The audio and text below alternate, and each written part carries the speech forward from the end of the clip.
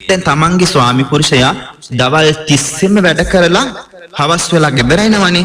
හවස් වෙලා ගෙදර ආවට පස්සේ තමන්ගේ බිරිඳ ඉස්සර වෙලාම බලන්නේ ස්වාමි පුරුෂයා අරගෙන ඉන්නේ මොනවද කියලා බලන්නේ.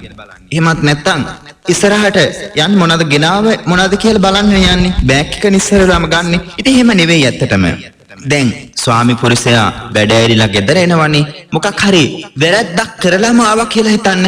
එහෙම වැරද්දක් කරලා ආවත් එයාට අවශ්‍ය ගෞරවය ලැබලා දීලා එයාගේ මනස සැනසෙන්න මොනවා හරි කියලා එයා ගෙට ගන්න ඕනි. එහෙමයි කරන්න අවශ්‍ය වෙන්නේ. එහෙම වුණාට පස්සේ ස්වාමි පුරුෂයා වුණත් වැරදි කරන්නේ නැහැ.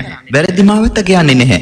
ඒ තමන්ගේ බිරිඳගෙන් ඒ අවශ්‍ය වෙන සැනසීම, ඒ අවශ්‍ය වෙන ගෞරවණීය භාවය තමන්ගේ ස්වාමි පුරුෂයාට ලබලා දෙනවා නම් ඒ තමන්ගේ ස්වාමි පුරුෂයා ඒ පවුලේ කටයුතු සාර්ථකව සිද්ධ කරන කෙනෙක්, සමගිය ආරක්ෂා වෙන තැනට තමන්ගේ පවුල අරගෙන යන්න පුළුවන්කම තියෙනවා. ඉතින් ගැටලු එතනින් අහවර වෙනවා. ඉතින් ඒ නිසා හිතන්න අවශ්‍යයි අපි අවශ්‍ය ගෞරවය ලබා නොදෙන තැන මහා ගැටලු ගොඩකට අපට මුහුණ දෙන්න සිද්ධ වෙන්නේ කියලා බුදුරජාණන් වහන්සේ සිංහලෝද සූත්‍රයක අවස්ථාවක දේශනා කරන්නේ.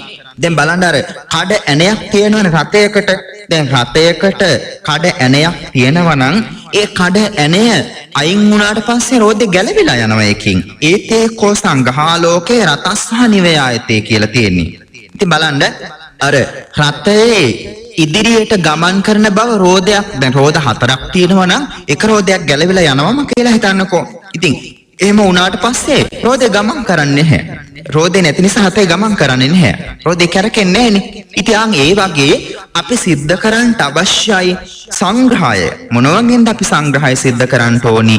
දානය, ප්‍රිය වචනය, අර්ථචන්ද්‍රාව, සමානාත්මතාවය කියලා 4 සංග්‍රහ වස්තු කියලා බුදුරජාණන් වහන්සේ දේශනා කරන්නේ.